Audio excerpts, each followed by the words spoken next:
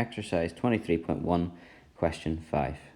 I'm going to go through all the questions here, but once you feel you got the hang of it, try and do as much as you can without just watching the video.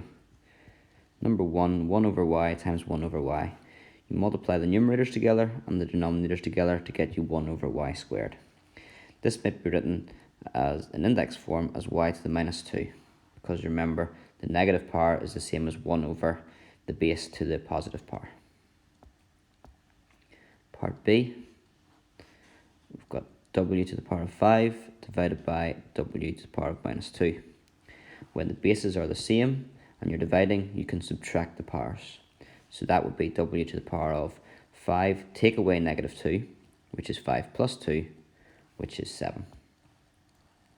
C, we have x to the power of 5 divided by x to the power of 7.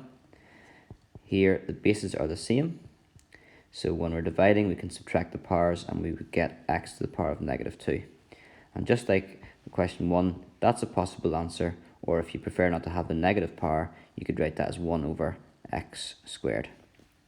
I prefer this answer and this answer.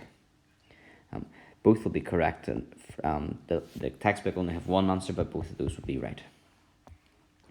D, k to the power of negative 3 times k to the power of 3.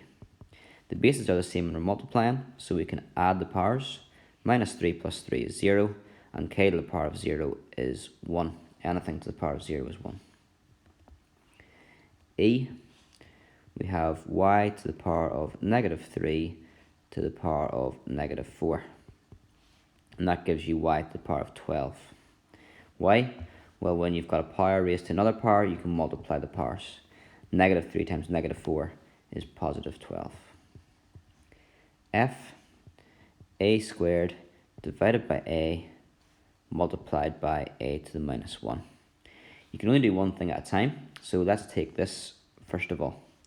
That would be equal to just a squared over a, or a squared divided by a is a. That has to be multiplied by a to the minus 1.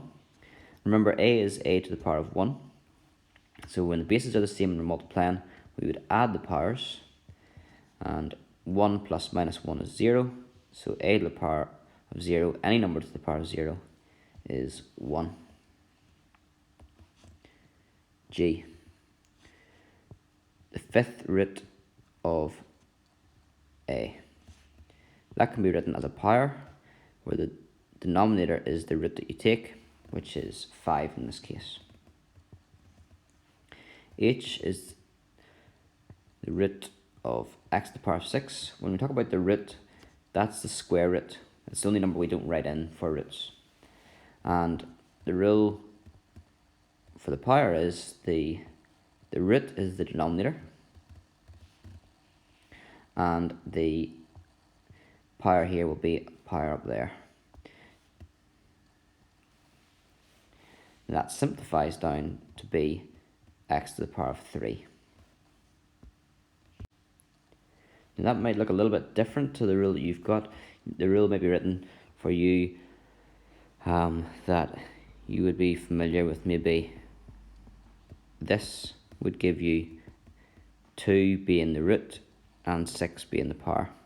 But it's because we can separate that in two different ways. We can think of that as x to the power of 6 to the power of a half, or we could think of that as x to the power of a half raised to the power of 6. This version is that, and this version is that one there, but they're the same thing, so that equals that. They're both the same.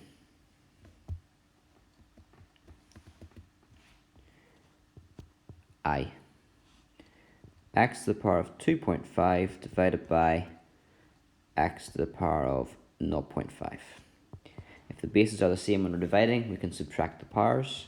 2.5 take away 0.5 is 2, so x squared.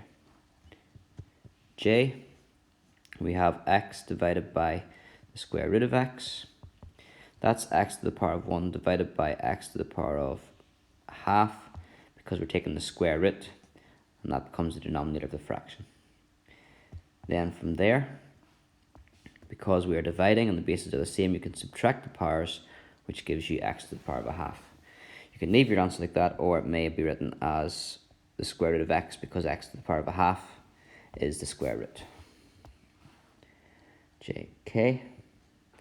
So for part K, we have the square root of x divided by x cubed. So that is the square root we just said in the last question is x to the half. And because we're dividing here and the bases are the same, we can subtract the powers. So you get x to the power of negative 2.5. And 2.5, we prefer to write that as an improper fraction, so 5 over 2. And then we can rewrite that. The negative sign, that's a possible answer, but you could also write it as 1 over x to the power of 5 over 2. And you could also write that as x to the power of 5 over 2. The denominator is the root, so the square root, and the 5 is the power, so that's our answer. Okay. L.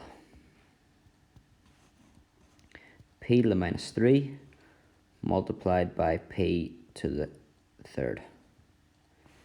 Bases are the same, so we can add, and we'd end up with minus 3 plus a third is minus 2 and 2/3.